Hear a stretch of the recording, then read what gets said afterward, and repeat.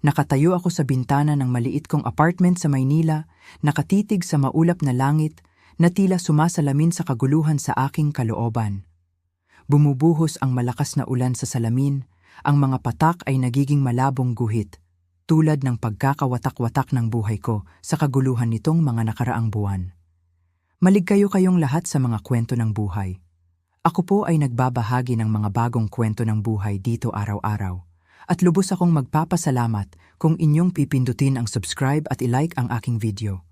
Ngayon, balikan natin ang kwento ko. Sigurado akong magugustuhan ninyo ito kung patuloy kayong makikinig hanggang sa dulo. Maria, nandyan ka pa ba? Isang mahinang tinig ang narinig mula sa kabilang silid. Ako, 33 taong gulang, ay napabuntong hininga at inayos ang isang hibla ng maitim kong buhok. Matagal ko nang natutunan kung paano itago ang tunay kong nararamdaman sa likod ng isang ngiti. Ngunit ngayon, kahit ang pamilyar na maskara na yon ay tila nagbabanta ng bumagsak. Opo mama, paparating na po ako, sagot ko, sinusubukang magtunog masigla. Ang silid ng aking ina ay amoy gamot at lumang hangin. Nakahiga si Elena Reyes sa kama. Ang dating malusog niyang mukha ay ngayon ay payat. Ang kanyang mga mata ay malabo dahil sa sakit at patuloy na pagod. Ang sakit ay umuubos sa kanya halos 1 taon na at wala ng pera ang pamilya para sa tamang paggamot. Narito na po ang tiya mo, mama. Inilapag ko ang tasa sa tabi ng kama at umupo sa gilid ng higaan. Kumusta na po kayo? Huwag mo nang itanong. Sinubukan ng aking ina na ngumiti, ngunit ito ay higit na parang isang paghunot ng noo. Nasaan po si Papa? Pumunta siya para kausapin ang mga taong iyon. Nagsara ng mata si Elena at isang luha ang pumatak sa kanyang pisngi. Diyos ko, paano tayo napunta rito? Sinabi ko na kay Marco na huwag kumuha ng pera sa kanila. Sinabi ko na sa kanya. Mahigpit kong hinawakan ang kamay ng aking ina. Naalala ko ang araw na iyon, 3 buwan na ang nakalipas, nang umuwi ang aking ama na may hawak na malaking halaga ng pera para sa operasyon ng aking ina na hindi namin kayang bayaran. Naging parang kaligtasan iyon noon, ngunit ang mga usurero ay hindi ang uri ng tao na nagpapatawad ng utang. Bumukas ang pinto ng apartment nang may malakas na kalabog, dahilan upang pareho kaming magulat. Si Marco Reyes ay natitisod na pumasok sa silid at agad kong nalaman na hindi naging maganda ang pag-uusap. Ang mukha ng aking ama ay maputla, nanginginig ang mga kamay. Papa, ano po ang sabi nila? Umupo ang lalaki sa isang silya at ibinaon ang mukha sa kanyang mga kamay. Katahimikan ang bumalot sa loob ng ilang sandali, tanging ang pagtiktik ng lumang orasan sa dingding ang maririnig. Mayroon tayong 1 linggo, sabi niya sa wakas. Ang kanyang boses ay halos hindi marinig. 1 linggo para bayaran ang utang. Kung hindi ano? Bulong ko, bagamat sinabi na ng puso ko na ang balita ay magiging kakilakilabot. Kukunin nila ang apartment. At hindi iyon ang pinakamasama. Sinabi nila na mayroong isang pagpipilian. Itinaas ng aking ama ang kanyang mga mata sa akin. Ang mga mata ay puno ng sakit at kahihiyan. Ang boss nila ay isang mayamang lalaki. Nakita kanya minsan noong dumalaw siya rito at handa siyang ipatawad ang buong utang kung ikaw ay papayag na pakasalan siya. Pakiramdam ko'y gumuho ang lupa sa ilalim ko. Narinig ko ang mga salita, ngunit ayaw itong iproseso ng aking utak. Totoo po ba yan? Sabi ko habang nahihirapan huminga. Papa, sabihin niyo pong isa itong masamang biro. Hindi ko po gagawin yan. Nanginginig ang boses ng aking ama. Maria, hindi ko sana hihilingin ito sa iyo. Ngunit sinabi nila kung hindi tayo magbabayad, hindi lang nila kukunin ang apartment. Nangako sila na ang iyong ina ay hindi mabubuhay hanggang sa katapusan ng buwan na ito. Napasinghap si Elena at naramdaman kong parang naging bato ako. Ang mga piraso ng kaisipan ay dumaloy sa aking isipan. Bawat isa ay mas nakakatakot kaysa sa nauna. Sino po siya? Tanong ko, nagulat sa sarili kong kahinahunan. Ang pangalan niya ay Elias Reyes. Siya ay halos 60 taong gulang. Sabi nila, halos hindi na siya makalakad pagkatapos ng isang sakit, ngunit siya ay sobrang yaman, maimpluwensya. Nagsalita ang aking ama nang hindi inaangat ang kanyang mga mata. Wala na tayong pagpipilian, anak. Ang mga sumunod na araw ay lumipas na parang panaginip. Ginagawa ko ang mga tungkulin ko ng walang gana. Inaalagaan ang aking ina, nagluluto, naglilinis, ngunit sa loob ay naglalabanan ang mga emosyon. Galit sa kamangmangan ng aking ama, awa sa aking ina, takot sa hindi alam na hinaharap, at higit sa lahat, pakiramdam ng pagkakasala na sa kaibuturan ng aking puso ay sinisisi ko ang aking mga magulang sa aking sitwasyon. Sa ikatlong araw, dumating ang isang lalaki mula kay Elias Thorne. Siya ay matangkad, balingkinitan, mga 42 taong gulang at nakasuot ng mamahaling suit. Mukha siyang hindi bagay sa aming maralitang apartment kaya halos matawa ako. Halos. Ako po si Darius Santos. Pagpapakilala niya, pagbibigay sa akin ng isang business card. Ako po ang assistant ni Mr. Thorne. Pinagbilin niya po akong ibigay ito sa inyo. Nanginginig kong tinanggap ang sobre. Sa loob ay isang litrato ng isang malaking bahay na parang palasyo at isang maikling sulat. Ito na ang magiging tahanan mo. Pangako, hindi ka magkukulang sa anuman. At si Mr. Thorne ay isang taong tumutupad sa kanyang salita. Dagdag ni Darius, pinapanood ang aking reaksyon. Naiintindihan niya na ang sitwasyon ay hindi pangkaraniwan, ngunit handa siyang magbigay hindi lamang para sa iyo, kundi para na rin sa iyong mga magulang. Ang iyong ina ay makakakuha ng pinakamahusay na mga doktor at paggamot sa ibang bansa kung kinakailangan. At ano naman ang makukuha niya kapalit? Ang boses ko ay mas malamig kaysa sa inaakala ko. Kailangan kong malaman ang katotohanan. Ano po talaga ang gusto niya sa akin? Si Darius Santos ay nag-atubili ng ilang sandali. Pinipili ang kanyang mga salita. Si Elias Thorne ay halos 60 taong gulang. Siya ay malubhang may sakit pagkatapos ng isang stroke. Ang kaliwang bahagi ng kanyang katawan ay halos hindi na gumagana. Nahihirapan siyang maglakad, nakasandal sa isang tungkod at sa tulong ng isang nurse. Ang mga doktor ay nagbibigay sa kanya ng 1 taon, marahil 2 sa pinakamarami. Wala siyang tagapagmana, walang pamilya. Siya ay nag-iisa. Huminto ang lalaki. Gusto niyang gugulin ang natitirang bahagi ng kanyang buhay nang hindi nag-iisa. Kailangan niya ng kasama, isang asawa na makakasama niya. Kaya, ako po ay magiging isang nurse? Ang kapaitan ay lumabas sa aking boses. Isang asawa, itinama ni Darius. Isang legal na asawa. Pagkatapos ng kanyang kamatayan, mamamana mo ang buong ari-arian niya. Ito ay isang malaking yaman. Paniwalaan mo ako, ang iyong pamilya ay magiging ligtas habang buhay. Tumingin ako sa aking ina na nakahiga sa silid sa tabi, narinig ang bawat salita ng pag-uusap. Ang aming mga mata ay nagtagpo, at sa mga mata ni Elena, nakita ko ang isang pakiusap at kahandaang isuko ang lahat para lamang hindi isakripisyo ng aking anak ang sarili. May mga kondisyon po ako, sabi ko, nagulat sa aking sariling katatagan. Ang paggamot sa aking ina ay magsisimula kaagad. Ang utang ng aking ama ay tuluyang mabubura ngayon at gusto kong makilala siya bago ang kasal.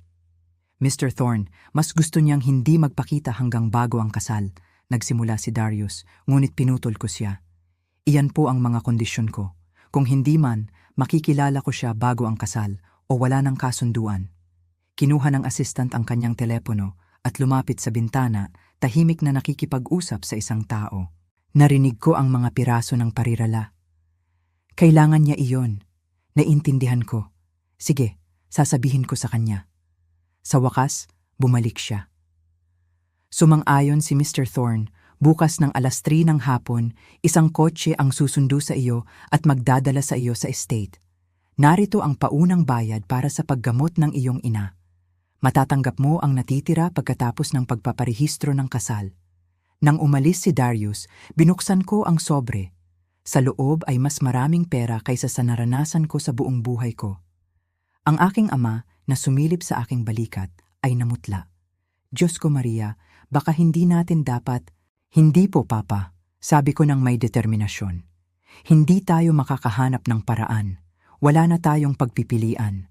Bukas po ay pupunta ako para makita ang lalaking ito at pagkatapos ay magdedesisyon ako. Hindi ako makatulog ng gabing iyon. Nakahiga akong nakatingin sa kisame, iniisip kung gaano kabilis maaaring magbago ang buhay. 1 buwan lang ang nakalipas, ako ay isang ordinaryong babae na may ordinaryong mga pangarap, makahanap ng magandang trabaho, makakilala ng mabuting tao, magsimula ng pamilya. Ngayon ay naghahanda akong ibenta ang sarili ko para iligtas ang aking mga magulang. Isang itim na sedan ang dumating eksakto 3 puanong. Isinuot ko ang aking pinakamahusay na damit, isang simpleng dark burgundy na isinave ko para sa mga espesyal na okasyon. Ang pagiging ironiko ng sitwasyon ay hindi nakatakas sa akin. Nagbibihis ako para makilala ang lalaking sa esensya ay bumili sa akin. Umiyak ang aking ina habang pinapanood akong umalis habang ang aking ama ay nakatayo sa malayo, hindi makatingin sa aking mga mata. Yumakap ako kay Elena at bumulong. Magiging maayos din ang lahat, Mama. Pangako. Ito ay isang kasinungalingan at pareho naming alam iyon. Ang biyahe patungo sa estate ay tumagal ng mga 1 oras. Ang kotse ay lumabas sa mga hangganan ng lungsod. Lumiliko sa mga makikitid na kalsada sa pagitan ng mga bukid at taniman hanggang sa pumasok ito sa matataas na tarangkahan na may mga gintong palamuti. Sa likod ng mga tarangkahan, ang mga lupa ay mas malawak na parang parke kaysa sa isang bakuran, na may perpektong inalaga ang mga damuhan, mga fountain at mga daanan ng mga lumang puno. At sa gitna ng lahat ng karangyaan na ito, nakatayo ang Dintu, isang 3 palapag na gusali na may mga haligi at balkonahe na nakapagpatigil sa aking hininga. Si Darius Santos ang sumalubong sa akin sa pasukan. Maligayang pagdating, sabi niya na may kakaibang ngiti. Si Mr. Thorne ay naghihintay sa iyo sa library, mangyaring sumunod sa akin.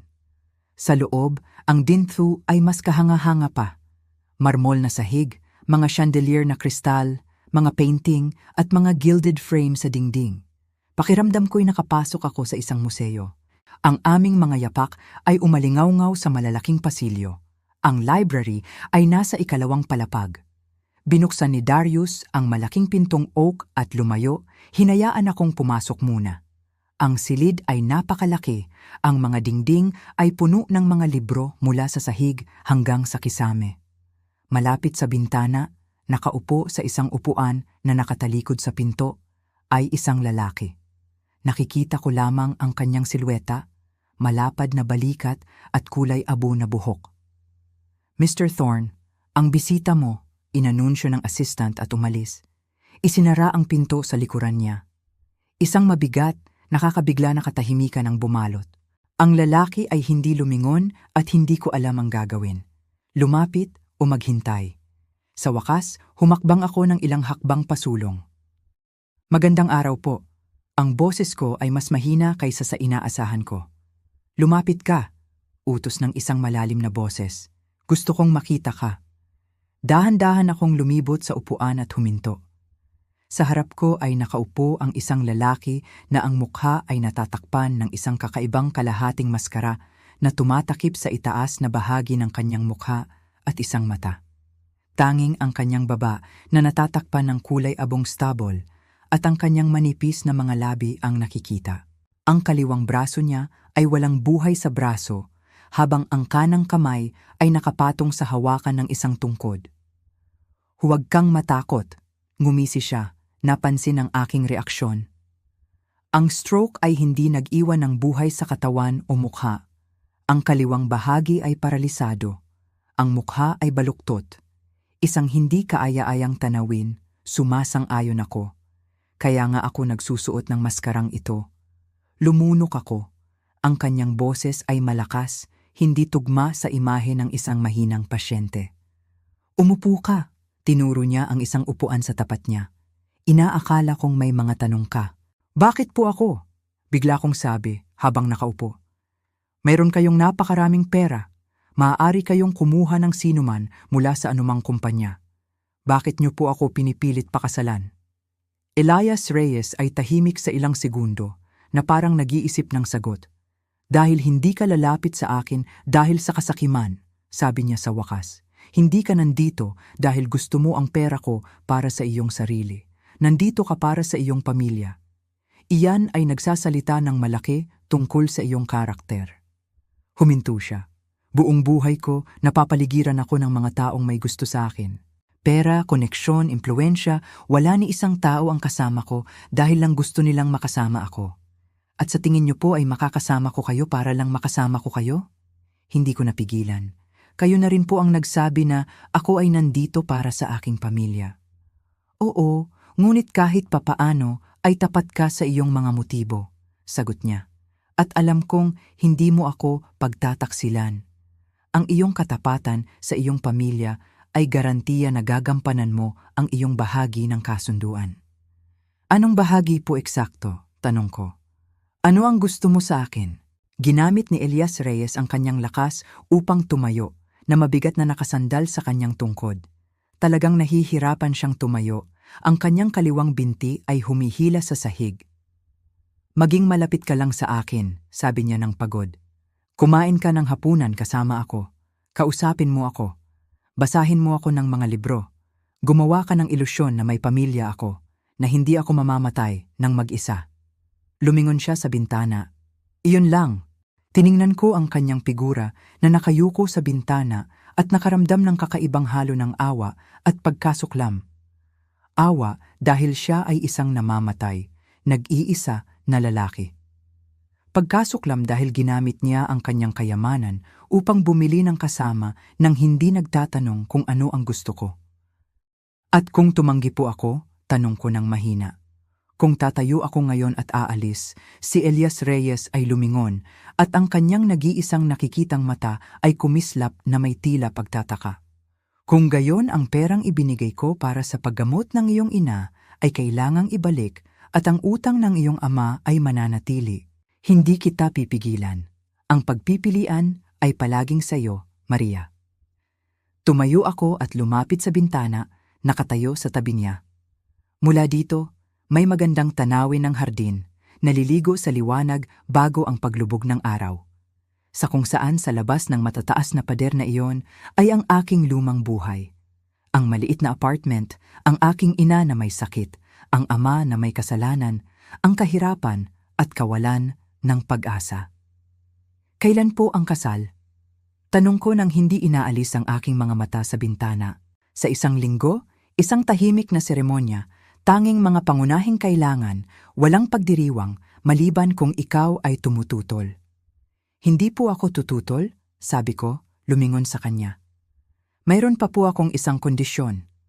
Nakikinig ako. Gusto ko pong regular na bisitahin ang aking mga magulang at gusto ko pong sila ay makadalaw dito kapag mas magaling na si Mama. Elias Reyes ay tumango. Siyempre, ito na ang tahanan mo ngayon. Maaari kang mag-imbita ng sinuman na nais mo. Humarap siya patungo sa pinto. Ang bawat hakbang ay isang malinaw na pagsisikap. Si Darius na ang magpapakita sa iyo ng mga kwarto. Maaari kang pumili ng kahit anong gusto mo maliban sa akin. Ang iyong mga gamit ay dadalhin bukas. Sandali po. Pinigilan ko siya. Hindi pa po ako nakakapagbigay ng pinal na oo. Lumingon ang lalaki at ang kanyang mga labi ay bumuo ng isang tila ngiti. Ngunit nagpasya ka na. Nakikita ko yon. Binuksan niya ang pinto. Maligayang pagdating sa gintong kulungan, Maria. Nang maisara ang pinto sa likuran niya, umupo ako pabalik sa silya at tinakpan ang aking mukha ng aking mga kamay. Walang luha. Tila naubos ko na ang lahat ng luha sa mga nakalipas na araw. Tanging kawalan at pagod ang natira. Si Darius Santos ay lumitaw mga 10 minuto pagkatapos at ginabayan ako sa Dinthu. Mayroong napakaraming kwarto kaya nawalan ako ng bilang. Mga sala, kainan, billiard room, gym, winter garden. Ang mga silid-tulugan ay nasa 3 palapag. Isang buong suite ng mga silid na may matataas na kisame at malalaking bintana. Ang bahaging ito ng estate ay ganap na sa iyo, paliwanag ng assistant.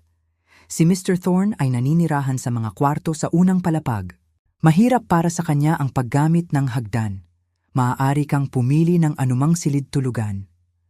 Huminto ako sa tabi ng isang silid sa sulok ng gusali. Ang mga bintana ay nag-aalok ng tanawin ng hardin sa isang tabi at ng kagubatan sa kabilang tabi. Ang silid ay maliwanag at maluwag, ang muwebles ay malaki ngunit hindi mapagmalaki. Ito po, sabi ko, isang mahusay na pagpipilian, sumang-ayon si Darius. May nakatira dito dati. Nanginginig siya. Hindi mahalaga. Bukas ay aayusin ko ang pagdadala ng iyong mga personal na gamit dito. At ngayon ay hayaan mo akong samahan ka sa hapunan. Inaasahan ka ni Mr. Thorne sa maliit na dining room ng 7:00 misiyo. Naiwan mag-isa, naglakad ako papunta sa bintana at ipinatong ang aking noo sa malamig na salamin. Sa ibaba, isang hardinero ay nagpuputol ng mga bakod, isang mapayapa, ordinaryong eksena. Ngunit sa loob ko, lahat ay umiikot. Naalala ko ang mga salita ni Elias Thorne tungkol sa gintong kulungan, kung gaano katumpak niya ito inilarawan. Narito ang lahat, kayamanan, kaginhawahan, kaligtasan, lahat maliban sa kalayaan. Pagdating ng 7:30 ngayong gabi, bumaba ako sa maliit na dining room. Ang maliit na silid ay kasing laki ng buong apartment namin. Isang mahabang mesa ang nakalatag para sa 2 tao sa magkabilang dulo. Elias Thorne ay nakaupo na sa kanyang lugar. Nakatago pa rin ang maskara sa kanyang mukha. Mangyaring umupo, nagpahiwatig siya sa upuan sa tapat. Ang hapunan ay lumipas sa nakakabigla na katahimikan. Halos hindi ko nagalaw ang aking pagkain, bagaman ang mga putahe ay napakasarap. Si Elias Thorne ay kumain ng dahan-dahan, mahirap hawakan ang kanyang tinidor gamit ang kanyang kanang kamay. Sabihin mo sa akin ang tungkol sa iyo, sabi niya sa wakas. Ano ang ginawa mo? Ano ang gusto mo? Nagtrabaho ako sa isang maliit na opisina sa Makati, sagot ko ng maikli. Mahilig akong magbasa. Anong uri ng mga libro? Mga klasikong nobela ng mga Pilipino, mga kwento mula sa mga lumang panahon. Mahilig din akong magbasa ng mga modernong kwento. Mayroon tayong malaking library dito, napansin niya. Maaari kang kumuha ng anumang libro. Mahilig din akong magbasa, ngunit ang aking paningin ay humihina na ngayon. Magiging kaaya-aya kung minsan ay magbabasa ka para sa akin ng malakas. Tumango ako nang hindi nakatingin sa kanyang mga mata. Pagkatapos ng hapunan, bumalik ako sa aking silid at tumayo sa bintana ng matagal. Nakatingin sa kadiliman. Ang mga bituin sa langit ay tila malayo at malamig tulad ng aking bagong buhay. Sinubukan kong isipin ang pamumuhay dito ng permanente, na ito ang aking tahanan, ngunit ang ideya ay hindi tumatag sa aking isipan. Sa umaga, nagising ako sa isang katok sa pinto. Isang babae na nasa edad 50, nakasuot ng mahigpit na damit kulay abo, ay nakatayo sa threshold. Magandang umaga, sabi niya na may bahagyang accent. Ako po si Esther. Ako po ang inyong housekeeping staff. Naglakad ako papasok sa dressing room at huminto sa threshold. Ang aking simpleng maleta ng mga damit ay nawala sa gitna ng mga bagong damit, suit at sapatos. Lahat ay mahal, mataas ang kalidad, malinaw na pinili upang magkasya sa aking laki. Saan po ito nanggaling? Tanong ko, nalilito. Si Mr. Thorne po ang nag-ayos nito, Esther shrugged. Sabi niya, ang isang asawa ay dapat magmukhang karapat-dapat. Kung may hindi ka siya, sabihin niyo po sa akin at papalitan natin. Hinawakan ko ang isang silk dress. Nangangarap lang ako ng mga ganitong bagay noon. Ngayon ay mayroon akong buong wardrobe, ngunit hindi ito nagdudulot sa akin ng kasiyahan. Bawat damit ay isang paalala ng halaga na aking ibinayad. Ang mga sumunod na araw ay lumipas sa isang nakakabagot na routine. Mga almusal at hapunan kasama si Elias Thorne na may magalang ngunit mahigpit na pag-uusap. Mahabang oras sa library kung saan ako nagbabasa para sa kanya, nag-iisa sa paglalakad sa hardin. Hindi ipinilit ni Elias Thorne ang kanyang patuloy na presensya. Binigyan niya ako ng kalayaan, ngunit ang kalayaang iyon ay ilusyon. Nasa kulungan pa rin ako kahit na ito ay ginto. Nakakagulat na hindi kailanman sinubukan ni Elias na lumapit sa akin ng pisikal. Pinapanatili niya ang kanyang distansya, laging magalang at maayos. Minsan nahuhuli ko ang kanyang tingin, ang nag-iisang mata na nakikita mula sa likod ng maskara na may tila kalungkutan, ngunit agad siyang umiiwas. Sa ika-4 na gabi, habang binabasa ko sa kanya ang isang kwento ni Chekhov, bigla niya akong pinutol. "Hindi ka ba masaya dito?" Hindi iyon isang tanong. Isinara ko ang libro at tiningnan siya. "Ano po ang inaasahan ninyo? Na ako po ay magiging masaya?" "Hindi po." Bumuntong hininga siya ng malalim. "Ngunit umaasa ako na sa paglipas ng panahon, makasanayan mo man lang ang buhay sa pagkakakulong. Pagbebenta ng sarili ko?" Ang kapaitan ay lumabas sa aking boses. "Nailigtas mo ang iyong pamilya," siya ay sumagot. "Hindi ito pagbebenta, ito ay sakripisyo." "Bahagya lang ang pagkakaiba." Tumayo ako. "Maaari na po akong umalis? Pagod na po ako." Elias Thorne ay tumango at naglakad ako patungo sa pinto, ngunit ang kanyang boses ay nagpatigil sa akin. "Maria, alam ko kung ano ang iniisip mo tungkol sa akin at marahil ay tama ka, ngunit maniwala ka, kung may iba pa akong paraan." Tumahimik siya. "Magandang gabi." Umalis ako nang hindi sumasagot. Sa pasilyo, nakasalubong ko si Darius Santos. "Kumusta na siya?" tanong ng assistant. "Pagod?" Sagot ko ng maikli, sinusubukang lumampas sa kanya, ngunit pinigilan niya ako sa isang tanong. "Alam mo ba kung bakit lagi siyang nakasuot ng maskara?"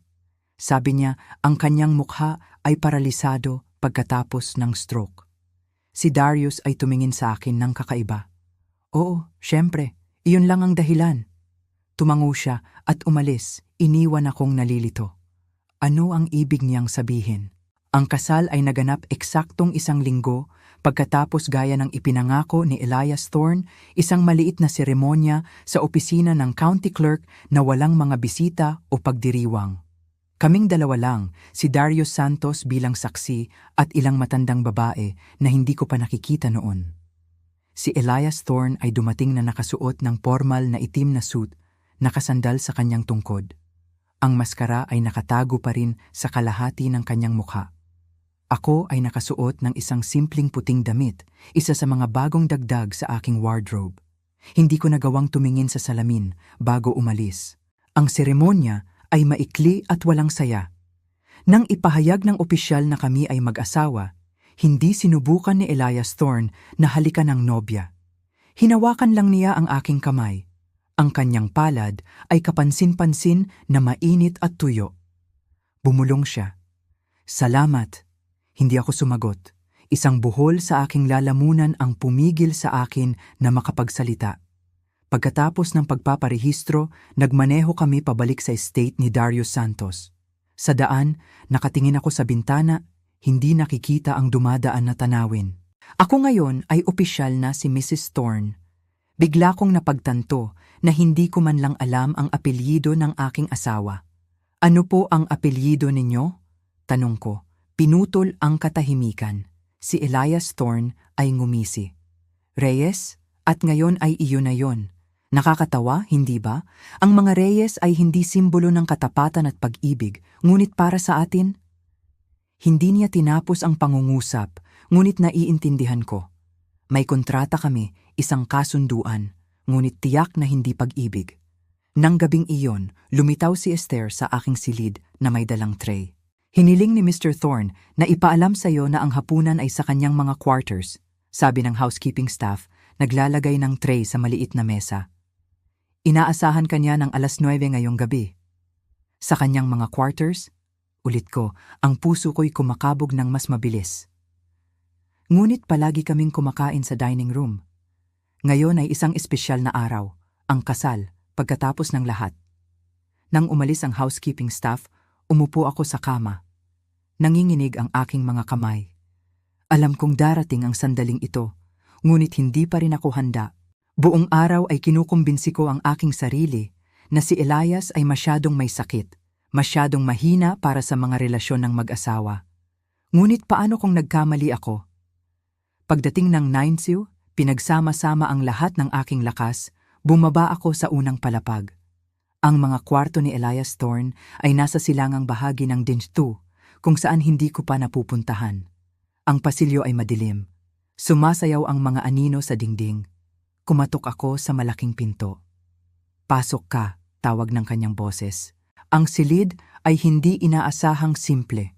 Isang malaking kama na may madilim na kumot, ilang mga upuang bilihan, mga istante ng libro, isang nasusunog na fireplace. Isang maliit na mesa ang nakalatag para sa hapunan ng dalawa na may mga kandila, alak at mga putaheng masarap. Si Elias Thorne ay nakatayo sa tabi ng fireplace, nakasuot pa rin ng kanyang maskara. Lumingon siya nang marinig niya ang aking mga yapak. "Huwag kang matakot," sabi niya, na parang nababasa ang aking isipan. "Hindi ko gagawin. Inanyayahan lang kita na maghapunan." Ayon sa tradisyon, isang mag-asawa ang nagpapalipas ng kanilang unang gabi nang magkasama, ngunit naiintindihan ko na ito ay masyadong marami para sa'yo. Naramdaman ko ang isang alon ng kaginhawahan na agad napalitan ng kahihiyan. Umupo ako sa mesa, iniiwasan ang kanyang mga mata.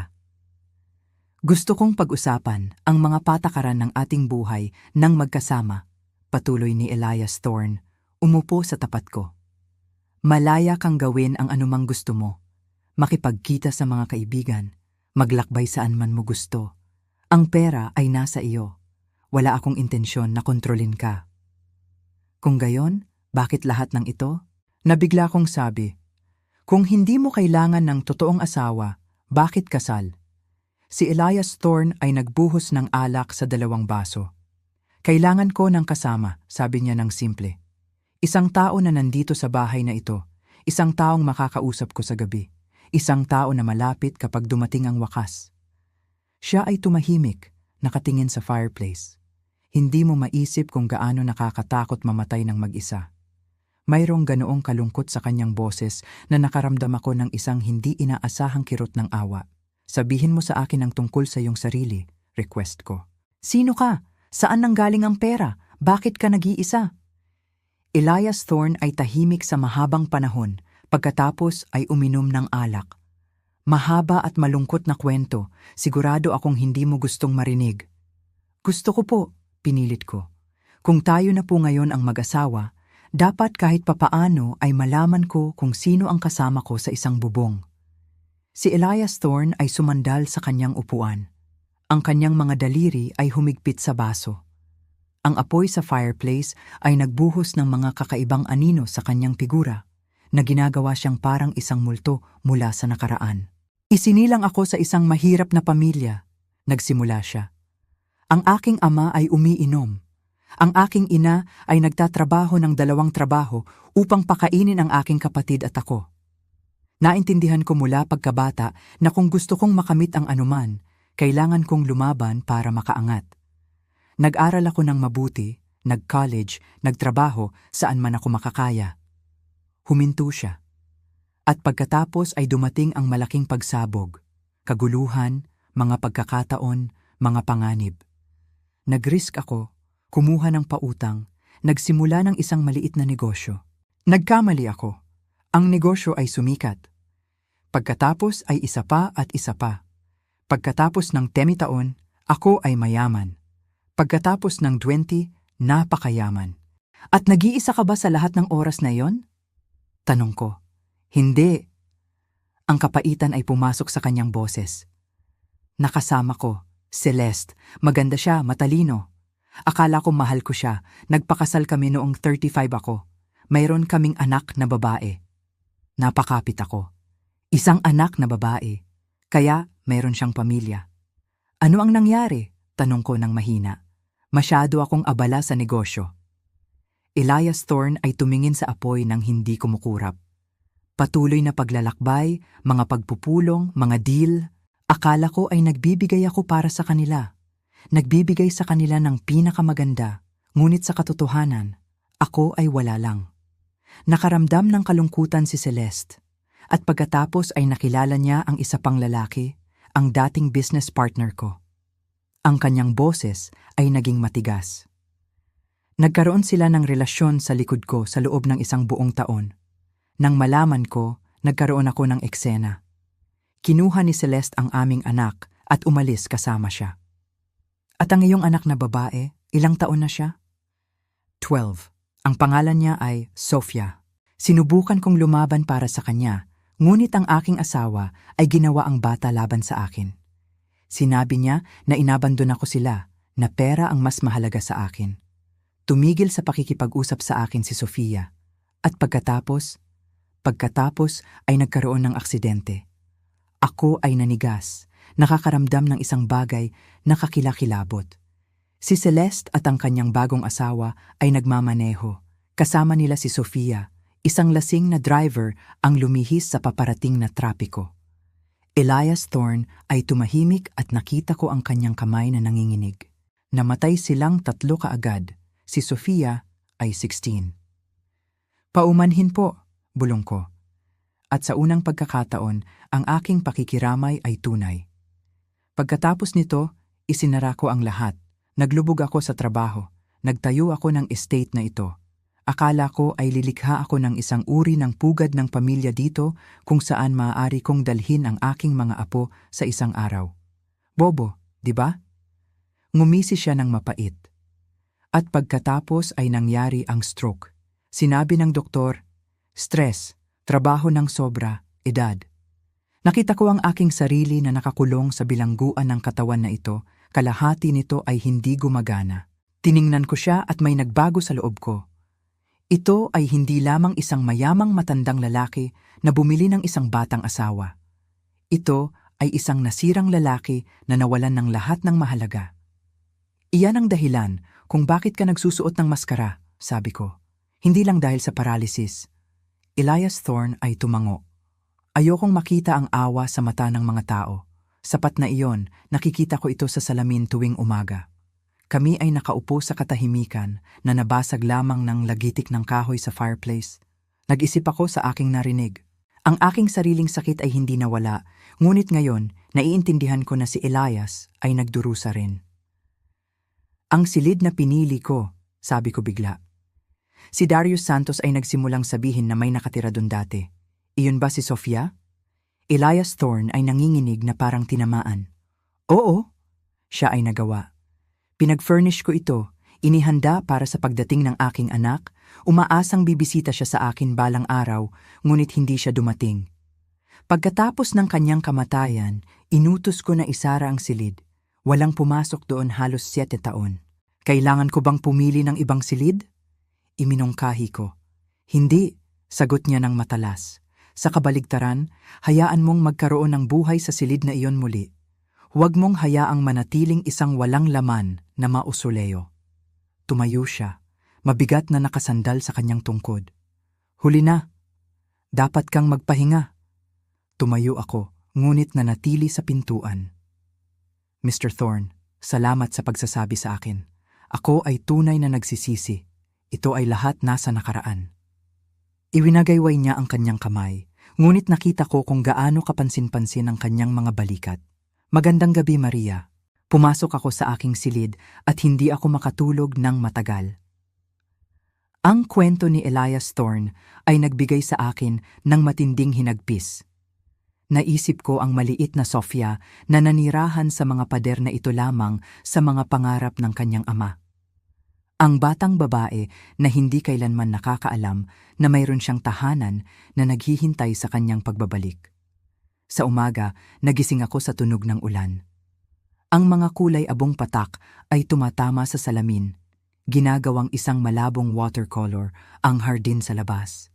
Nagbihis ako at bumaba para sa almusal, ngunit wala si Elias sa mesa.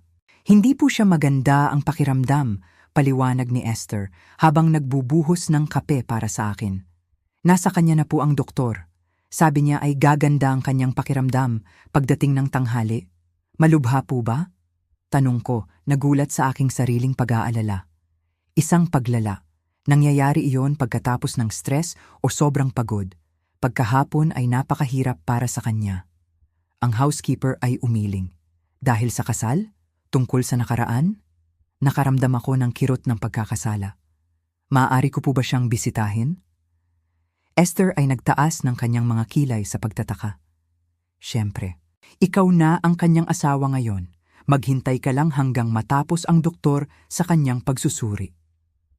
Ginugol ko ang umaga sa library na sinusubukang magbasa, ngunit ang aking mga iniisip ay patuloy na bumabalik kay Elias. Mga 12:00 ng tanghali, lumitaw si Darius Santos. Hinihiling ni Mr. Thorne na pumasok ka kung hindi mo ikababahala. Sinundan ko siya papunta sa quarters ng aking asawa. Si Elias Thorne ay nakahiga sa kama, maputla, ngunit hindi pa rin niya tinanggal ang maskara. Nakikita ako, sinubukan niyang umupo, ngunit nagpahiwatig ako sa kanya na manatili. Manatiling nakahiga. Kumusta ang pakiramdam mo? Mabubuhay ako. Siya ay bahagyang ngumiti. Paumanhin sa pagwasak sa iyong unang araw ng kasal. Wala po iyon. Hinila ko ang isang upuan papalapit sa kama at umupo. Kailangan mong magpahinga. Siguro dapat akong magbasa ng isang bagay para sa iyo. Si Elias ay tumingin sa akin ng may pagtataka. Hindi mo kailangang gawin. Ngunit gusto ko po. Kinuha ko ang libro sa mesa sa tabi ng kama, isang koleksyon ng mga maikling kwento ni Chekhov, at nagsimulang magbasa. Ang aking boses ay kalmado at malambing, pumupuno sa silid. Si Elias Thorne ay pumikit at sa unang pagkakataon sa loob ng ilang araw, ang ekspresyon sa kanyang mukha ay naging payapa. Nagbasa ako ng mga 1 oras. Nang matapos ko ang kwento, nakita ko na si Elias ay nakatulog na. Tahimik akong tumayo, naghahanda na umalis, ngunit ang kanyang boses ay nagpatigil sa akin. Huwag kang umalis, pakiusap. Lumingon ako. Hindi niya binuksan ang kanyang mga mata, ngunit ang kanyang kamay ay bahagyang nakaunat patungo sa akin. Umupo ka lang dito. Mas maganda ang pakiramdam ko kapag malapit ka. Bumalik ako sa upuan at kami ay nakaupo sa katahimikan. Ang ulan sa labas ay lalong lumakas, naging malakas na pagbuhos. Ang apoy ay naglikha ng lagitik sa fireplace. At sa katahimikan na yon, bigla kong napagtanto na hindi na ako gaanong nabibigatan tulad ng dati. Mayroong nagbago pagkatapos ng pag-uusap kahapon. Nang gabing iyon, nang mas maayos na si Elias, kumain kami ng hapunan sa kanyang silid.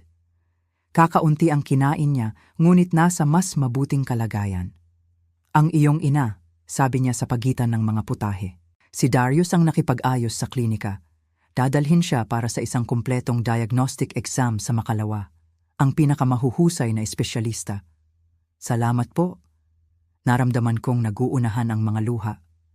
Hindi mo maisip kung gaano ito kahalaga sa akin. Naiintindihan ko. Kumuha siya ng baso ng tubig. Ang pamilya ang pinakamahalagang bagay. Naunawaan ko rin iyon nang huli na. Ngunit mayroon ka pang oras. Mayroon kang buong buhay sa harap mo. Kayo rin po, aking tinutulan. Maaaring magkamali ang mga doktor. Si Elias Thorne ay ngumiti ng malungkot. Mahal ko, nakapaghanda na ako para dito, ngunit nagpapasalamat ako sa kapalaran sa pagpapadala sa iyo sa akin, kahit na sa dulo lang. Nanatili kaming gising hanggang gabi, nag-uusap tungkol sa lahat at wala. Nagbahagi si Elias ng mga kwento mula sa kanyang kabataan, at nagsalita ako tungkol sa library kung saan ako nagtrabaho at sa mga librong mahal ko. At sa bawat minutong lumilipas, ang pader sa pagitan namin ay lalong kumakapal. Nang bumalik ako sa aking silid, lampas hating gabi na. Nakahiga ako sa kama at pumikit, ngunit hindi dumating ang antok. Ang boses ni Elias Thorne ay umalingaw-ngaw sa aking isipan. Mas maganda ang pakiramdam ko kapag malapit ka. Isang napakasimpleng pangungusap, ngunit puno ng kalungkutan. Pagkatapos ay narinig ko ang isang sigaw. Tumalon ako sa kama at walang pag-aalinlangan na tumakbo pababa sa hagdan. Ang sigaw ay nagmula sa quarters ni Elias, desperado, puno ng sakit. Binuksan ko ang pinto at nanigas ako sa threshold. Elias Thorne ay nakahiga sa sahig malapit sa kama, nakabaluktot sa matinding paghihirap. Ang maskara ay nalaglag sa gilid, nagpapakita ng bahagi ng kanyang mukha. Ang kanyang tungkod na nakataob ay naroon sa tabi niya. Mr. Thorne, tinakbo ko siya. Ano po ang nangyari? Nadulas ako, pinilit niyang sabihin sa pagitan ng pagninig ng ngipin. Sinubukan kong pumunta sa banyo, nang hina ang binti ko. Huwag po kayong gagalaw. Kinuha ko ang teleponong nakita ko sa bedside table at tinawagan ang numerong nakatala sa pangalang Darius. Sumagot ang assistant pagkatapos ng ikatlong ring, ang boses ay antok. Pumunta ka agad at tumawag ng doktor. Si Mr. Thorne ay nadulas. Habang naghihintay, maingat ko siyang tinulungang umupo, ipinatong ang kanyang likod sa kama. Si Elias Thorne ay humihingal ng malalim, ang kanyang mukha ay puno ng sakit. Ang maskara ay nakalawit na ngayon sa kanyang tali, ganap na nagpapakita ng kanyang mukha. Nakita ko siyang ganap sa unang pagkakataon. Ang kaliwang bahagi ay talagang paralisado. Ang talukap ng mata ay nakalaylay. Ang sulok ng bibig ay nanatiling hindi natural. Ngunit hindi iyon ang nagpatigil sa aking paghinga. Kahit sa mga bakas ng sakit, sa kulay abo na buhok at mga kulubot, nakita ko ang mga tampok na tila pamilyar sa isang pahiwatig. Mayroong isang bagay sa hugis ng kanyang mga cheekbones, ang linya ng kanyang panga, ang pagkakapwesto ng kanyang mga mata. "Huwag kang tumingin," sinubukan ni Elias Thorne na lumingon, ngunit mahinina siyang pinigilan ko. "Okay lang po, alam niyong hindi ako maselan." Kumuha ako ng tuwalya mula sa armchair at maingat na pinunasan ang pawis sa kanyang noo. Saan po ang pinakamasakit? Ang aking binti. Sa tingin ko'y natapilok ako. 10 minuto pagkatapos, si Darius Santos ay nagmamadaling pumasok, kasunod ang doktor, isang matandang lalaki na may kulay abo na sintido at pagod na mga mata. Habang sinusuri ng doktor si Elias, ako ay tumayo sa tabi, ngunit walang intensyon na umalis. "Bongga," kumpirma ng doktor. "Isang malubhang pasa. Kailangan natin itong i-immobilize. Kailangan ng ilang araw na pahinga sa kama." "Makakayanan ko," simula ni Elias. Ngunit pinutol siya ng doktor. "Kailangan mo ng tulong, patuloy na tulong. Hindi ka maaaring mag-isa, Mr. Thorne. Sa iyong kondisyon, ang anumang pagkahulog ay maaaring maging mas malala pa." "Ako po ang bahala," sabi ko. Nakakagulat kahit sa aking sarili. "Aalagaan ko po siya." Sina Elias, ang doktor, at si Darius ay tumingin sa akin. "Maria, hindi mo kailangang gawin ito," simula ni Elias, ngunit itinaas ko ang aking kamay. "Ako po ang opisyal na asawa ninyo, at ang mga asawa ay nag-aalaga sa kanilang mga asawa kapag sila ay may sakit, kaya huwag na po nating pagtalunan." Ang doktor ay tumango ng may pag-apruba at nagsimulang magbigay ng mga tagubilin. Nakikinig akong mabuti, sinasaulo ang bawat salita. Nang sa wakas ay umalis na ang doktor at si Darius Santos, tinulungan ko si Elias na ilipat sa kama. "Bakit mo ito ginagawa?" tanong niya ng mahina habang tinatakpan ko siya ng kumot. Alam nating dalawa na hindi ito totoong kasal. Nakaupo ako sa gilid ng kama. Maaaring hindi ito totoo sa karaniwang kahulugan, ngunit tinulungan ninyo ang aking pamilya. Binigyan ninyo ng pagkakataon ang aking ina na mabuhay at hindi ko lamang mapapanood habang kayo ay nasasaktan. Si Elias Thorne ay tumingin sa akin ng matagal at may parang luha na kumislap sa kanyang nakikitang mata. "Kamangha-mangha ka," bulong niya. "Si Sofia ay magiging kasing bait, kasing maawain. Sabihin mo po sa akin ang tungkol sa kanya," request ko. "Ano po siya?" At nagkwento si Elias Thorne tungkol sa maliit na batang babae na may mga pigtails na mahilig magbasa ng mga fairy tale, tungkol sa kung paano niya pinangarap na maging doktor, tungkol sa kanyang tawa na parang mga kampana. Siya ay nagsalita at tumulo ang mga luha sa kanyang mukha, hindi na nakatago ng maskara. Hinawakan ko ang kanyang kamay at nakinig ng tahimik. At pagkatapos, nang siya ay makatulog, pagod sa sakit at mga alaala, nanatili akong nakaupo malapit sa kanya, hindi sa aking marangyang silid sa ikatlong palapag, ngunit dito sa armchair sa tabi ng kanyang kama. Sa umaga, nagising ako sa isang tao na nagtatakip sa akin ng isang kumot. Pagbukas ko ng aking mga mata, nakita ko si Esther. "Nagbantay ka buong gabi." Ang housekeeper ay umiling. "Pumunta ka na para maghilamos at magpalit ng damit. Babantayan ko siya." Ngunit sa sandaling tumayo ako, nagising si Elias. "Nandito ka." May tunog ng kaginhawaan sa kanyang boses. "Nandito po ako." Tumango ako. At hindi ako aalis. Ang mga sumunod na araw ay mahirap. Halos hindi ko iniwan ang tabi ni Elias, tinutulungan siya sa lahat. Binasa ko ang mga libro para sa kanya, Dinala ang kanyang mga pagkain, tinulungan siyang gumalaw, at sa bawat araw, ang aming ugnayan ay lalong lumalakas. Isang linggo ang lumipas mula nang mahulog si Elias. Nasanay na ako sa bagong routine. Ginugol ko ang karamihan ng aking oras kasama niya, at hindi na ito naramdaman bilang isang obligasyon. Si Elias ay naging isang hindi inaasahang kagiliw-giliw na kausap. Naglakbay siya ng malawak, alam ang ilang mga wika, at naiintindihan ang sining at panitikan. Sa likod ng kanyang magaspang na mukha ng milyonaryo ay isang mataas na edukado at sensitibong tao. Sa araw na iyon, nakaschedule akong bisitahin ang aking ina sa klinik. Ang pagsusuri ay nagpakita na ang operasyon ay posible at ito ay nakaschedule para sa susunod na linggo. Ang aking ina ay mukhang mas maayos. Ang pag-asa ay gumagawa ng mga himala. "Kumusta po siya?" tanong ni Elena Hayes noong kami ay mag-isa. "Ang asawa mo?" Nag-isip ako tungkol sa tanong. Hindi po siya ang inakala ko. Siya po ay mabuting tao, Mama. Malungkot at malungkot lang po talaga. "Mahal mo ba siya?" tanong ng aking ina ng malumanay. "Hindi po," sagot ko ng masyadong mabilis. "Ang ibig kong sabihin, hindi ko po alam. Hindi po ito pag-ibig sa karaniwang kahulugan, ngunit hindi po ako manhid sa nangyayari sa kanya at hindi na po mahirap para sa akin ang lumapit sa kanya." Hinawakan ni Elena ang aking kamay.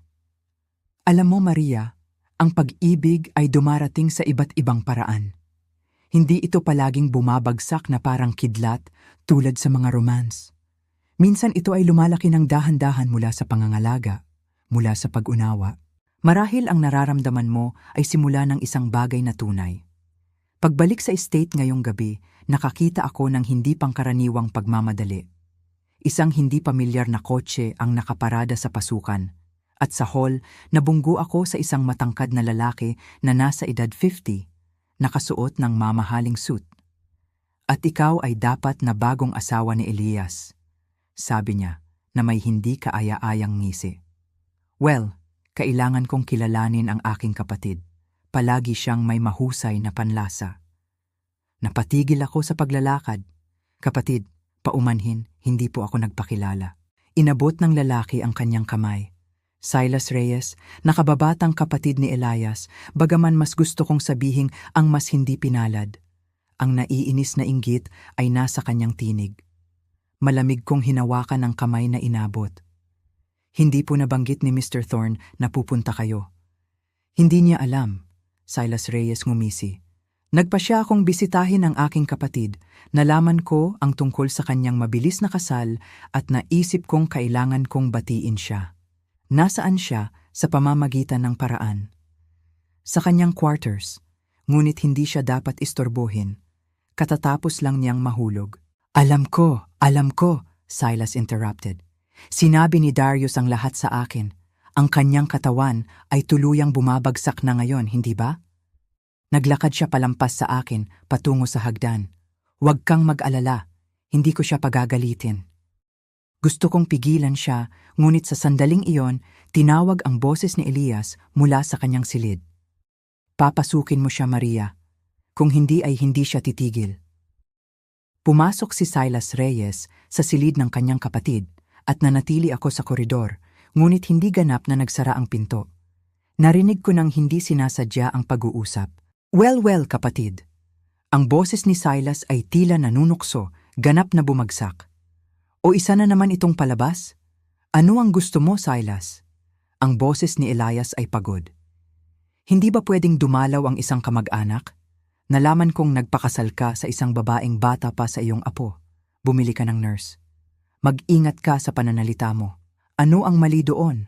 Tumawa si Silas. "Pareho nating alam ang katotohanan. Binayaran mo siya na parang pag-aari, tulad ng binayaran mo ang lahat sa iyong buhay, negosyo, koneksyon, kahit ang iyong unang asawa." "Si Celeste ay hindi nagpakasal sa akin dahil sa pera," Elias countered. Ngunit may pag-aalinlangan sa kanyang tinig. "Sabihin mo sa iyong sarili na gayon, ngunit pareho nating alam na hindi ka niya mahal. At alam mo kung ano ang nakakatawa? Si Sofia rin, hindi ka mahal. Kinamumuhian ka ng anak mo, Elias. Sinabi niya sa akin iyon. Bumagsak ang katahimikan. Ikaw, nakita mo si Sofia? Ang boses ni Elias ay nanginginig. Siyempre, tumawag si Celeste sa akin pagkatapos ng inyong paghihiwalay. Nagkita kami. Nais niya ng payo kung paano siya haharapin at kasama niya si Sofia. Mabait na bata. Sayang at namatay. Walang bakas ng pagsisisi sa tinig ni Silas. Ngunit alam mo, tinanong niya ako kung bakit ang kanyang ama ay napakalamig, kung bakit hindi ka kailanman nandoon para sa kanya. Siya ay umiiyak. Elias, ang iyong anak na babae ay umiiyak dahil sa iyo. Lumabas ka, bulong ni Elias. Pakiusap, lumabas ka. Isang tanong pa, kapatid. Binago mo na ba ang iyong kalooban pabor sa iyong batang asawa? Huminto siya. O hindi pa rin niya alam na ang mana na ipinangako sa kanya ay kailangan pang formal na ayusin? Iniisip ko kung ano ang mangyayari kung hindi mo ito magawa. Ang lumang kalooban sa aking pangalan ay valid pa rin. Ako ay nanigas. Ang kalooban. Hindi pa ito nababago. Plano kong isulat muli ito ngayong linggo, sabi ni Elias Thorne. Naayos ko na ito sa notaryo. Plano mong gawin, ginaya ni Silas. Ngunit hindi mo pa ito na isusulat muli. At dahil sa iyong kalusugan, maaaring hindi mo ito matapos. Pag-isipan mo iyon. At kung paano ang iyong matamis na maliit na asawa ay maaaring nasasayang ang kanyang oras sa isang matandang lalaking namamatay. Lumabas siya sa silid at dumiretso sa akin sa koridor. Ngumisi siya. Nakikinig ka. Okay lang. Ngayon alam mo na ang katotohanan. Ang aking payo, pagmamadaliin mo siya tungkol sa kalooban o baka wala kang matanggap. Pinanood ko si Silas na lumayo, nararamdamang nagwawala ang lahat sa loob ko. Ang mga salita ng kanyang kapatid ay umalingaw-ngaw sa aking ulo. Pagmamadaliin mo siya tungkol sa kalooban, baka wala kang matanggap. Dahan-dahan akong pumasok sa quarters ni Elias. Siya ay nakaupo sa kama na nakatalikod sa pinto. Nakayuko ang kanyang mga balikat. Ang maskara ay nasa bedside table. Hindi na niya ito isinuot sa piling ko simula noong gabing nahulog siya. Narinig niya ang aking mga yapak, hindi siya lumingon. Narinig mo ang lahat. Hindi iyon isang tanong. Opo. Lumapit ako. Totoo po ba na ang kalooban ay nakapangalan pa rin sa kanya? Elias Thorne ay bumuntong hininga ng malalim at sa wakas ay lumingon sa akin. Ang kanyang mukha, na nabaluktot ng paralysis, ay lalong mukhang malungkot sa madilim na ilaw ng mga lampara sa gabi. Oo. Inayos ko ito maraming taon na ang nakalilipas noong kami pa ni Silas ay nasa normal na relasyon. Pagkatapos ng pagkamatay ni Sofia, hindi ko na nakita ang punto ng pagbabago nito. Wala nang natitira na pag-iiwanan ng kayamanan. Tumingin siya sa akin. Nang pumayag kang pakasalan ako, agad kong sinabi kay Darius na kontakin ang notaryo. Gusto kong ilipat sa iyo ang lahat. Bakit hindi ninyo ginawa? Ang notaryo ay wala sa bayan. Hindi siya babalik hanggang sa makalawa. Sasabihin ko sana sa iyo, ngunit pinutol niya ako. Natakot akong iisipin mong sinusubukan kong bilhin ang iyong pagmamahal na pera lang ang maiaalok ko. Umupo ako sa stool sa tabi ng kama. Ang aking mga iniisip ay mabilis na tumatakbo. Nangako si Darius sa akin ng mana bago pa man ang kasal. Kaya't talagang pinlano ni Elias na baguhin ang kalooban mula pa sa simula. Ngunit paano kung hindi niya ito nagawa? Paano kung may nangyari bago ang pulong sa notaryo? Ano ang iniisip mo? Elias Thorne ay nagtanong ng mahina. Iniipon ko po na tama si Silas, pagamin ko. Sumang-ayon po ako sa kasal na ito dahil sa pera. Hindi para sa aking sarili, ngunit pa rin dahil sa pera. Ginagawa akong hindi mas mabuti kaysa sa mga taong tinatawag mong mga mamimili sa iyong buhay. Hindi, Elias Thorne ay matalas na sumagot. Hindi ka ganoon. Sinasadya ni Silas ang mga bagay na iyon upang makagulo sa ating dalawa. Siya ay naiinggit at sakim. Palagi siyang ganoon. Tinulungan ko siya, binigyan ko siya ng pera para sa kanyang negosyo, iniligtas ko siya sa utang, ngunit palagi siyang humihingi ng higit pa. Nais niya ang mayroon ako, ngunit ayaw niyang paghirapan ito.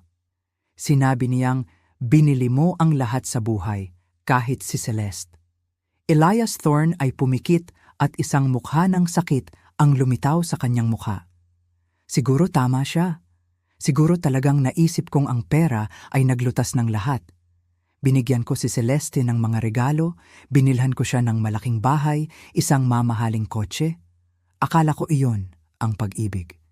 Pagbibigay sa isang tao ng lahat ng gusto nila. Ngunit nakalimutan ko ang pinakamahalagang bagay na ibigay sa kanya ang aking sarili, ang aking oras, ang aking atensyon. Binuksan niya ang kanyang mga mata at tumingin sa akin.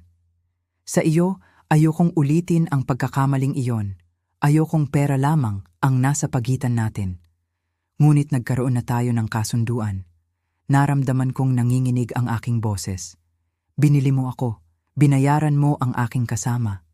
Hindi ba't pareho lang iyon? Sa una, oo, inamin ni Elias. Ngunit ngayon, Maria, sabihin mo sa akin ng tapat. Noong umupo ka sa tabi ng aking kama noong gabing nahulog ako, noong binasa mo ako ng mga libro, inalagaan mo ako nitong nakaraang linggo, ginawa mo ba iyon lamang dahil binayaran ko ang paggamot ng iyong ina? O mayroon pang iba? Ako ay tahimik. Hindi ko alam ang sasagutin dahil hindi ko lubos na naiintindihan ang aking sariling damdamin. Noong inalagaan ko si Elias, hindi ito isang pasanin. Higit pa rito, nag-aalala ako para sa kanya. Nag-aalala ako kapag hindi siya maganda ang pakiramdam. Ngunit ito ba ay pag-ibig o simpleng awa para sa isang malungkot, may sakit na lalaki? Hindi ko alam, sa wakas ay inamin ko. Talagang nagmamalasakit ako sa mga nangyayari sa iyo, ngunit hindi ko masasabing mahal kita. Iyon ay isang kasinungalingan. Hindi ako humihingi ng pag-ibig. Elias Thorne ay umabot at marahang tinakpan ang aking kamay ng kanyang kamay. Hinihingi ko lang na huwag kang umalis, na manatili ka sa akin hanggang sa katapusan, at hindi dahil sa pera, hindi dahil sa kalooban, kundi dahil lang sa pakiramdam ko ay mas mabuti kapag malapit ka. Tumingin ako sa aming magkadikit na mga kamay. Ang kanyang palad ay mainit. Ang kanyang mga daliri ay mahinang pinipiga ang aking kamay. At sa paghawak na yon, walang hinihingi, walang mapilit, tanging isang pakiusap at pag-asa. Sige po, bulong ko, mananatili ako. Kami ay nakaupo ng ganoon sa ilang minuto sa katahimikan. Pagkatapos ay maingat kong binawi ang aking kamay. Kailangan ninyong magpahinga at ako, kailangan kong mag-isip. Lumabas ako sa silid at umakyat sa sarili kong silid. Buong gabi akong hindi makatulog, nagpapagulong-gulong, inuulit ang pag-uusap kay Elias at ang mga salita ni Silas sa aking ulo. Pagdating ng umaga, nakagawa na ako ng desisyon. Sa almusal, sinabi ko kay Elias, gusto ko pong huwag ninyong baguhin ang kalooban. Hinulog niya ang kutsara na iaangat na sana niya upang kumain ng kanyang omelette. Ano? Huwag baguhin ang kalooban para sa akin, ulit ko ng matatag. Ayokong magkaroon ng pera sa pagitan natin. Ayokong isipin ang mana sa tuwing hindi kayo maganda ang pakiramdam. At ayokong isipin mong nandito lang ako para sa kadahilanang iyon. Maria, ito ay kabaliwan. Elias Thorne ay umiling. Pinakasalan mo ako sa kondisyon na makakatanggap ka ng seguridad. Hindi ko kaya. Kayanin niyo. Pinutol ko siya. Wala po kayong utang sa akin. Ang mama ko po ay tumatanggap na ng paggamot. Ang utang ng papa ko ay sarado na. Sapat na po iyon. Ang natitira ay kung tunay akong karapat-dapat dito. Hindi bilang isang kontratang asawa, ngunit bilang, tumigil siya, naghahanap ng mga salita. Bilang isang taong tunay ninyong mahalaga. Si Elias Thorne ay tumingin sa akin ng matagal, at ang mga luha ay kumislap sa kanyang nakikitang mata. Kamangha-mangha ka, bulong niya. Talagang kamangha-mangha. Ayokong mabuhay sa pag-iisip na hinihintay ko kayong mamatay para sa pera, pag-amin ko. Ang nagawa ninyo na para sa aking pamilya ay sapat na.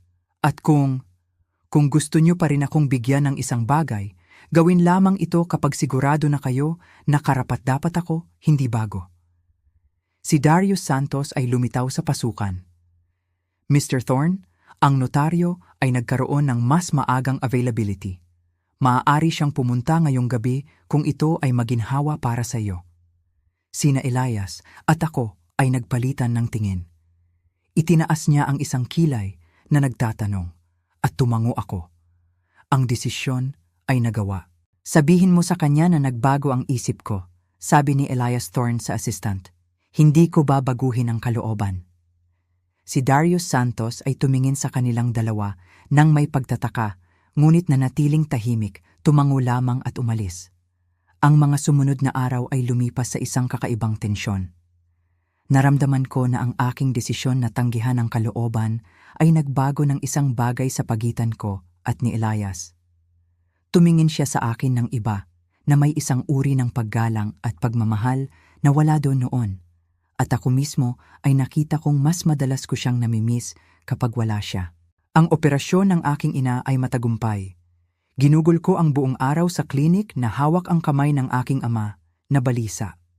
Nang lumabas ang surgeon mula sa operating room at iniulat na maayos ang lahat, si Marco Reyes ay napaluha at naramdaman ko ang bigat na bumabagsak sa akin sa loob ng maraming buwan ay sa wakas ay nawala sa aking balikat. Nang gabing iyon, bumalik ako sa estate, pagod ngunit masaya.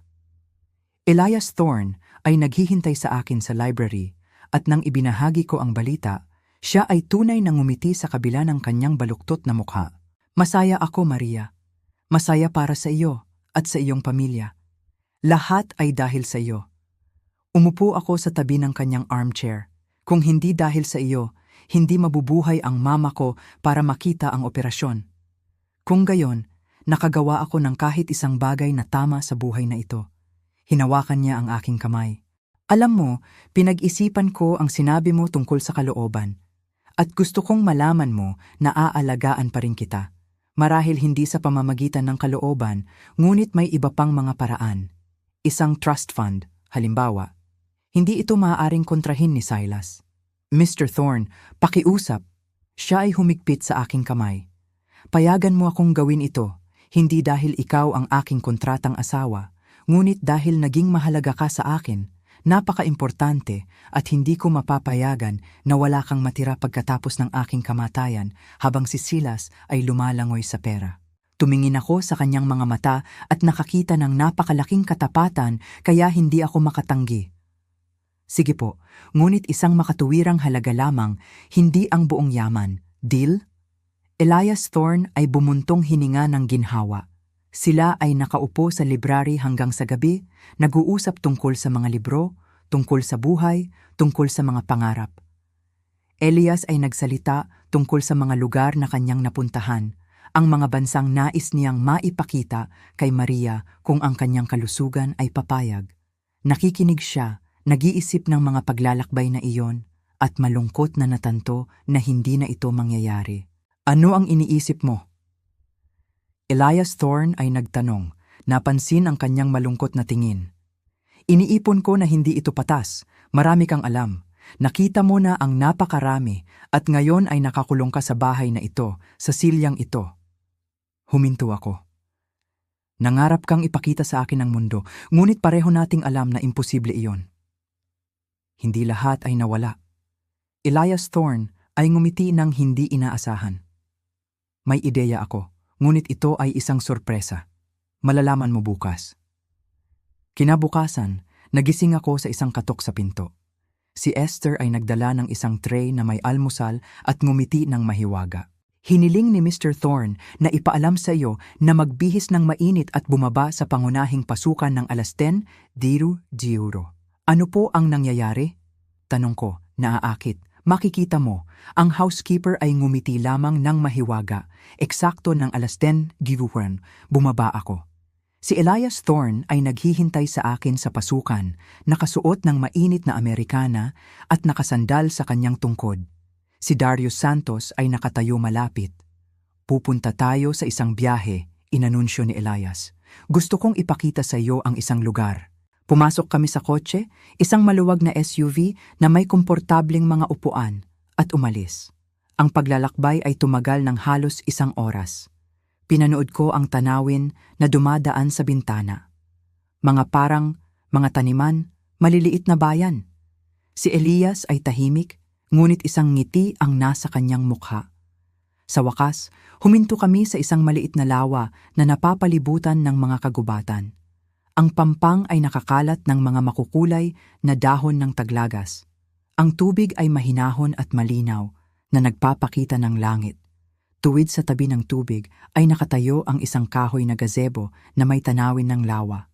Ito ang paborito kong lugar, sabi ni Elias nang kami ay bumaba sa kotse. Tinulungan siya ni Darius na marating ang gazebo. Binili ko ang lupang ito maraming taon na ang nakalipas. Gusto kong magtayo ng bahay dito, ngunit hindi ko nagawa. At pagkatapos ay nangyari ang stroke at nagpasya akong hindi na ako babalik dito. Masyadong malayo, masyadong mahirap sa aking kalusugan. Kaya bakit tayo napunta dito? Tanong ko, umupo sa tabi niya sa bangko sa gazebo. Dahil napagtanto ko, kung hindi ngayon, kung gayon ay hindi na kailanman. Elias Thorne ay tumingin sa lawa. Hindi ko maipakikita sa iyo ang Paris o Rome, hindi kita madadalhan sa mga bundok o dagat. Ngunit maibabahagi ko ang mahalaga sa akin, ang lugar na ito, ang kagandahang ito. Naramdaman ko ang pagbigat sa aking lalamunan. Tiningnan ko ang lawa, ang mga puno na nakalarawan sa tubig, ang tahimik, mapayapang tanawin sa paligid namin, at naunawaan ko na ito ay tunay na maganda.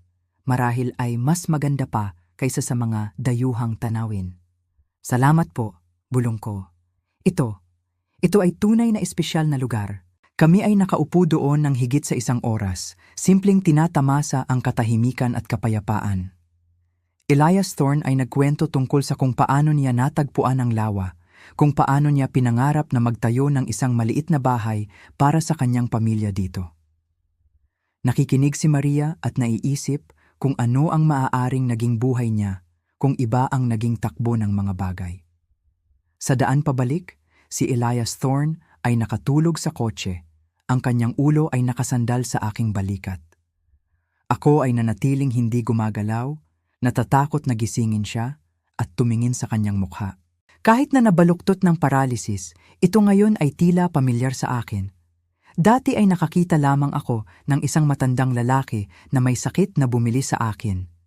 Ngayon ay nakakita ako ng isang tao na may nasirang puso na nagsisikap na makahanap ng kaunting init bago matapos. At bigla kong napagtanto na nahulog na ako sa pag-ibig. Hindi ito matindi, hindi ito baliw, ngunit tahimik, malalim, tunay. Ang ideyang iyon ay nagulat at nagpatakot sa akin ng sabay. Nahulog ako sa pag-ibig sa isang namamatay na lalaki, isang lalaki na kakaunti na lang ang oras. Nang gabing iyon, habang nagpapahinga si Elias Thorne pagkatapos ng biyahe, si Esther ay kumatok sa aking pinto. Ang mukha ng housekeeper ay nagpakita ng pagkabahala. May problema tayo, sabi niya ng mahina. Narinig ko ang pag-uusap sa telepono ni Darius Santos. Nakikipag-usap siya kay Silas Reyes tungkol sa kalusugan ni Mr. Thorne, tungkol sa kanyang pag-alis sa bahay ngayon. Tinanong ni Silas kung kailan maaaring dumating ang pagtatapos na ito at sumagot si Darius, malapit na talaga. Nanlamig ako. Sa tingin mo, hindi ko alam ang iniisip ko. Umiling ang housekeeper. Ngunit hindi ko gusto ang narinig ko. Si Darius Santos ay nagtrabaho para kay Mr. Thorne sa loob ng 20 taon, ngunit kilala rin niya si Silas. At kung ang kalooban ay nakapangalan pa rin sa nakababatang kapatid, hindi niya tinapos ang pangungusap, ngunit naintindihan ko lahat. Kailangan nating babalaan si Mr. Thorne. Babalaan siya tungkol sa ano? Ang housekeeper ay nagtaas ng kanyang mga kamay. Wala tayong patunay, mga hinala lamang. At si Mr. Thorne ay nagtitiwala kay Darius tulad ng pagtitiwala niya sa kanyang sarili. Kung gayon ay magiging mas mapagmasid ako, sabi ko ng may determinasyon. Hindi ko aalisin ang aking tabi sa kanya kahit isang sandali. Sa mga sumunod na araw, halos hindi ko iniwan ang tabi ni Elias Thorne. Sa umaga ay kumakain kami ng almusal ng magkasama. Sa araw, binabasa ko para sa kanya o nag-uusap lang kami. At sa gabi, kumakain kami ng hapunan. Si Darius Santos ay sumubok na ilayo ako ng ilang beses sa ilalim ng iba't ibang dahilan, ilang mga dokumento na kailangang pirmahan o upang pag-usapan ang pag-aayos ng iyong silid. Ngunit palagi akong nakakahanap ng dahilan para manatili kay Elias. Nakita ko ang pagkunot ng noo ng assistant, nakita ko ang mga galit na sulyap na ibinato niya sa akin, ngunit wala siyang sinabi, hindi siya nagpilit. Marahil nagkamali si Esther, marahil ang pag-uusap ay hindi nakakapinsala, ngunit pagkatapos ay may nangyari na nagpahinga sa lahat ng pagdududa. Nangyari ito 1 linggo pagkatapos ng paglalakbay sa lawa. Dumating ako kay Elias Thorne, dala ang kanyang tsaa sa umaga tulad ng ginagawa ko araw-araw. Siya ay nakaupo sa kanyang armchair sa bintana na hawak ang isang dokumento. Ang kanyang mukha ay napakaputla. Ano po ang mali? Tanong ko, nababalisa. Si Elias Thorne ay tahimik na ibinigay sa akin ang papel. Ito ay isang printout ng isang bank transfer. Isang napakalaking halaga ang nailipat mula sa kanyang account patungo sa isang offshore account. 3 araw na ang nakalilipas at ang pirma sa dokumento ng transfer ay kanya, Elias. Hindi ko ito ginawa, bulong niya. Maria, hindi ko pinirmahan ang transfer na ito. Hindi ko man lang nakita ang dokumentong ito. Tumingin ako sa pirma. Ito ay talagang napakalapit sa sulat kamay ni Elias Thorne na nakita ko ng maraming beses. Ngunit may isang detalye, ang huling titik ng apelyido. Elias ay palaging gumuguhit nito na may natatanging pagbuhos. Dito, nawala ang pagbuhos. Ito ay peke, sabi ko. May nagpalsipika ng iyong pirma at nanakaw ang pera. Darius, Elias Thorne, gasp. Siya lamang ang may access sa aking mga account. Siya lamang ang makakagawa niyan. Sa sandaling iyon, ang pinto ay bumukas at si Darius Santos mismo ang lumitaw sa threshold. Sa kanyang kamay ay isang handgun. Napakasama at natuklasan mo ito ng napakabilis, Mr. Thorne, sabi niya ng malamig. Nagbilang ako ng mas maraming oras. Ako ay instinctively hakbang pasulong na nagpoprotekta kay Elias. Ang aking puso ay kumabog ng malakas na parang ito ay lalabas sa aking dibdib. Darius, ano ang ginagawa mo? Ang boses ni Elias Thorne ay nanginginig, hindi dahil sa takot, kundi dahil sa sakit ng pagtataksil. 20 taon! 20 taon kang nasa aking tabi! 20 taon akong naging anino mo! Sumigaw ang assistant. Ang kanyang mukha ay nabaluktot. 20 taon kong ginawa ang bawat whim mo, ngumiti, yumuko. Hindi mo man lang ako napansin bilang isang tao. Ako ay isang function lamang, isang kasangkapan. At si Silas Reyes, nag-alok siya sa akin ng isang bahagi. Tunay na pera pagkatapos ng iyong kamatayan. Gusto mo siyang patayin? Bulong ko. Ayokong gawin. Gusto kong gawin. Malamig na itinuwid ni Darius. Ngayon, mismo ngayon, isang aksidente. Ang matandang lalaki ay nahulog sa hagdan. Walang makakapagpatunay ng anumang bagay. At bukas, si Silas Reyes ang magmamana ng lahat at makukuha ko ang aking bahagi. At ako? Tanong ko, sinusubukang bumili ng oras. Ikaw ay isang saksi. Nakakalungkot, sinubukan mong tulungan ang iyong asawa at nahulog ka rin. Isang trahedya. Elias Thorne ay sinubukan na tumayo, ngunit direkta siyang itinutok ni Darius gamit ang baril. Umupo ka!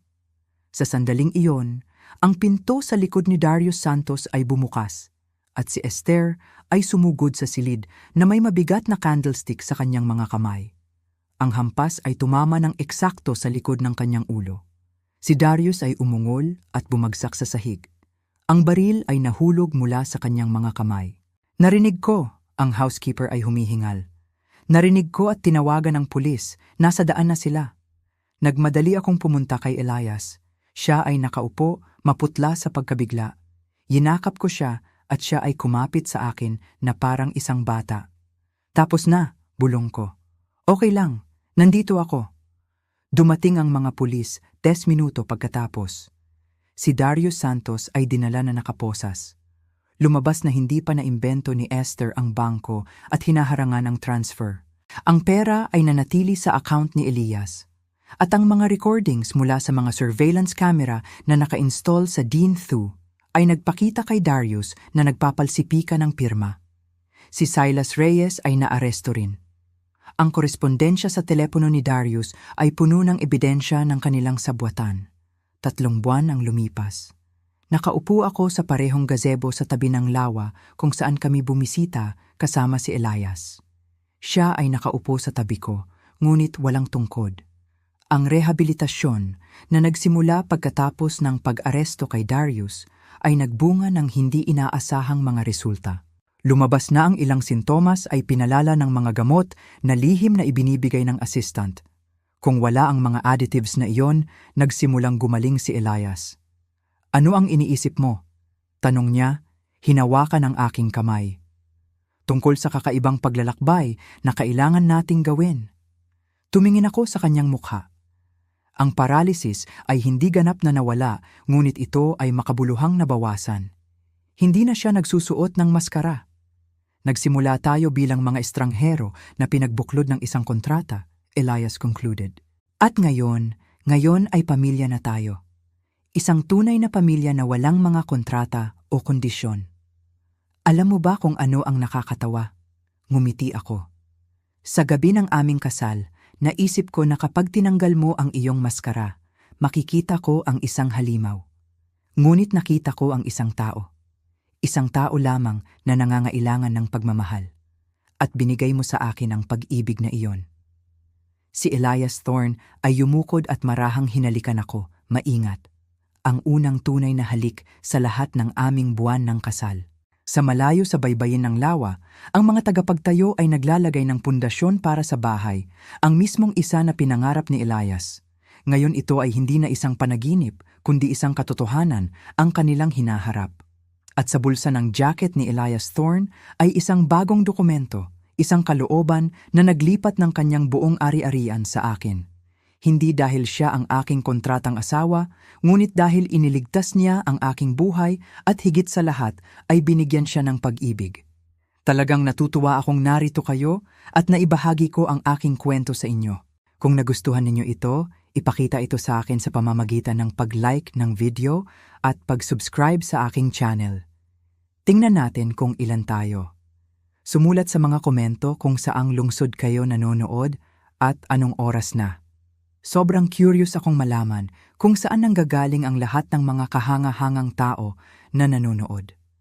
Kung gusto ninyo akong suportahan ng kaunti pa, maaari rin kayong magpadala ng maliit na donasyon. Araw-araw akong nagbabahagi ng mga bagong kwento ng buhay para sa inyo.